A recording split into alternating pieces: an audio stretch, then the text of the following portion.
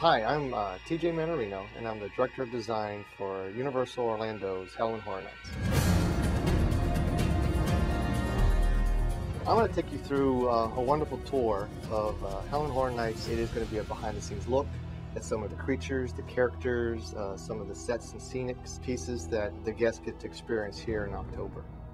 Halloween is really a fully immersive event, and at the scale of something that nobody's ever experienced before. Universal Studios is known for the classic monsters. They've been in the horror business for over 75 years.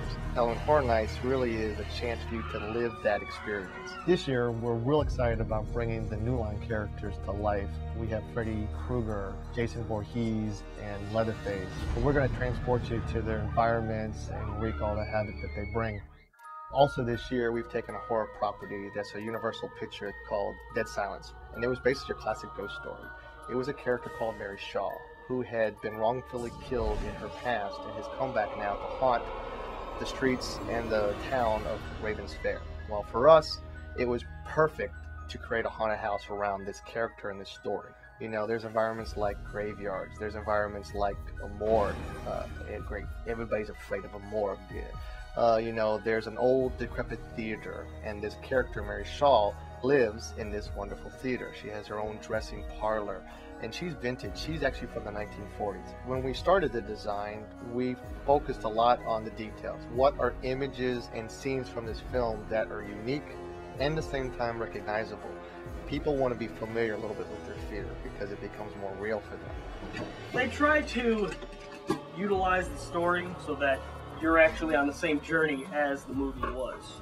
A lot of the architecture, a lot of what we call set dressing, are critical to how we deliver scares and how we put you on edge. We also use things like two-way mirrors, you know, the whole sense of seeing something that appears disappears, throws people off guard a little bit. It's all about disorientation. For some of the house designs, it is critical for us to use digital animation and actually 3D modeling. Understanding the space in 3 dimension is critical. So 3D modeling is a part of the design that actually, I think, has really paid off for the guests in the long run. But at the same time, technology is something that we don't want to use for everything. What I'm doing is I'm just painting this with acrylic paint. It's the old-fashioned way, paint on board. This year's theme is about an old world carnival that's been around for many, many years. So a lot of the designs we've done this year have been all hand-drawn. It's been hand-painted to kind of keep that sense of realism.